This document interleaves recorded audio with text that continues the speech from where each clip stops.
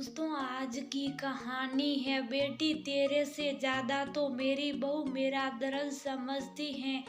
दोस्तों, कहानी शुरू करने से पहले अगर आपने चैनल को सब्सक्राइब नहीं किया हो तो कर लीजिए ताकि आपके पास पहुंच सके हर नया वीडियो।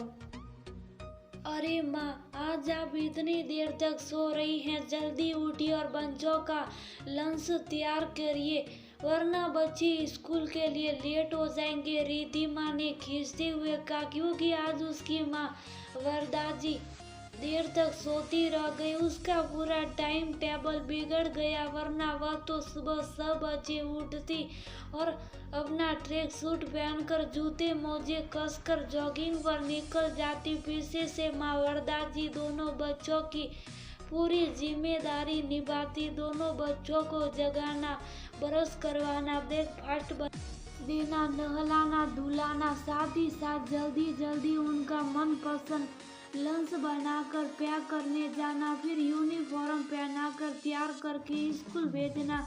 उसी बीच उनका दामाद रोहन भी उठ जाता, वह भी हर चीज अपनी सासू माँ से ही मांगता। इस बीच उन्हें बैठकर एक कप चाय पीने तक का मौका नहीं मिलता। बच्चों को स्कूल भेजकर वह जैसे ही दोपहर सुकून से बैठकर एक कप चाय के साथ पेपर पढ़ते हुए बिताना चाहती, तब तक रिद्धि माँ वापस आ जाती, जॉगिंग अपना करके आती और सारी थकान घर में आकर निकालती। माँ, मुझे भी जल्दी से ब्रेकफास्ट दे दीजिए, मैं जल्दी से नहाकर तैयार हो जाऊँ वरना देर हो जाएगी। बच्चों को लंच सही से पैक किया था ना आपने?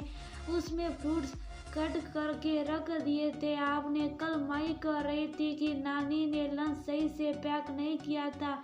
तब तक वरदा जी ने पोहे की प्लेट लाकर बेटी के सामने रखी। उसने उनसे एक बार पूछना भी जरूरी नहीं समझा कि आपने शाही नाश्ता किया नहीं? एक सुबह से उठकर इतने सारे काम करने में वह बुरी तरह थक जाती थी, जरा सा आराम नहीं मिलता। तब तक बच्चों की स्कूल से आने का समय हो जाता और फिर से काम पर लग जाती। कुछ दिन पहले तक तो वह बहुत सुखी थी, क्योंकि उस समय वह अपने बेटे बहू के पास थी, जहाँ उनकी बहू मनस्वी उनका बहुत ध्यान रखती थी। वह सुबह आराम से 5 बजे उठती, अपनी दोस्तों संग मॉर्निंग वॉक पर जाती, उधर से वापस आती तो उन्हें अदरक वाली कड़क चाय तैयार मिलती, जो कि उनका बेटा माधव उन्हें बनाकर पिलाता था। एक तरफ वह उनके लिए भजन लगा देता, चाय के कप के साथ न्यूज़पेपर भी पकड़ा देता। ये लीजिए माँ, आप आराम से न्यूज़पेपर पढ़ते हुए चाय पीजिए।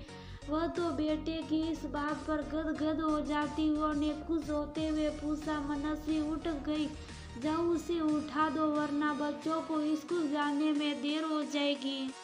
आप बस अपनी चाय एंजॉय कीजिए, ये सब सोचने का काम अब हम दोनों का है। आपने तो जिंदगी भर यही सब किया, अब आराम से बैठकर चाय पीजिए, कहकर माधव चला गया। वह अपने घर में वह रानियों की तरह रहती थी। ऐसा नहीं था कि वह सिर्फ बैठकर ही देखती रहती। जब बहू को जरूरत होती या कभी उसकी तबीयत खराब होती तो सारा काम वह खुद ही संभालती। लेकिन जब से बेटी साया उसे अपने साथ लेकर आई, तब से उनका जीवन बदल गया है। इस बार साया आई तो उसने माँ से कहा, इधर मेरी तबीयत कुछ ठीक नहीं रहती तो आप मेरे साथ चलेगी तो मुझे थोड़ा सहारा हो जाएगा, आपका भी मन बदल जाएगा। एक जगह रहते रहते उब जाती होगी। अब बेटी ने कहा था तो मना करने का कोई सवाल ही नहीं पैदा होता। बेटे बहू भी कुछ नहीं बोले। उन्हें भी लगा कि अगर वह माँ को रोकेंगे तो कहीं ये ना लगे कि हम लोग उन्हें कहीं जाने नहीं देना चाहते। आते ही साया ने अपने घर की बच्चों की सारी जिम्मेदारियां अपनी माँ को थमा दी।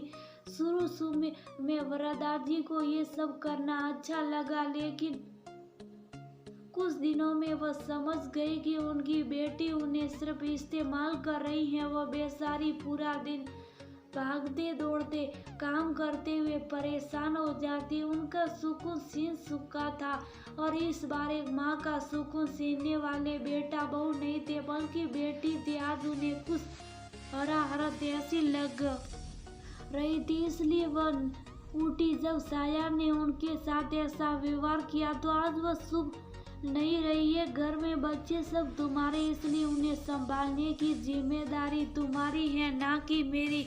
पूरी उम्र गुजर गई अपने बच्चों को संभालते, अब तुम्हारे बच्चे संभालूं इतनी शक्ति नहीं है इस बूढ़े शरीर में। अरे वाह माया, बेटी के घर में जरा सा काम करने में परेशान हो गई, वह बहू के साथ तो बड़ी खुशी खुशी करवाती है, तब नहीं थकता आपका बूढ़ा शरीर। साया सीट कर बोली, कभी कभार काम करने में और दिन रात काम करने में फर्क होता। वह माधव, मनस्वी और दोनों बच्चे मुझे प्यार करते, मेरा ख्याल रखते। यहाँ तो सब एक से बढ़कर एक स्वार्थी हैं, सबको सिर्फ अपने कामों की पड़ी रहती है।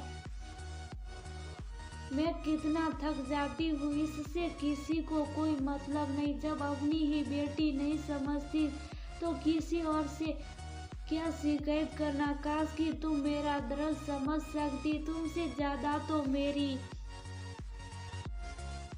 बहू मेरा दर्द समझती है। मैं कल ही जा रही हूँ यहाँ से अपने घर, जहाँ सुकून ही सुकून है, जहाँ मैं सुबह की एक कप से अखबार पढ़ते हुए भजन सुनते हुए पीऊंगी। यहाँ तो तरस गई हूँ। उसी समय हुआ ने अपनी बहू को फोन लगाया और बोली, तुम कल ही माधव को भेज देना मुझे लेने के लिए, मुझे अपने घर आना। मनस्वी उनकी आवाज से ही समझ गई कि माँ के सामने बेटी की असलियत आ गई है। वो तो हमेशा से जानती थी कि वह बहुत स्वार्थी है, सिर्फ अपना सुख अपनी खुशी के बारे में सोचती है, किसी और के बारे में नहीं। लेकिन ये नहीं पता था कि अपनी माँ के साथ ऐसा करेगी। काश की बेटी माँ का दर्द समझती। मनस्वी ने तुरंत माधव को फोन किया। दूसरे दिन माधव जाकर अपनी माँ को अपने घर ले आया।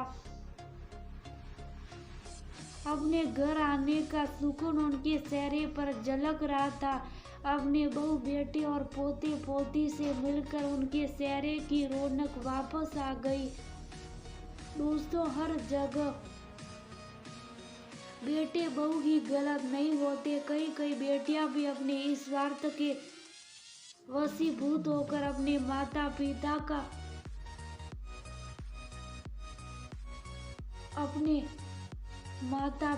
का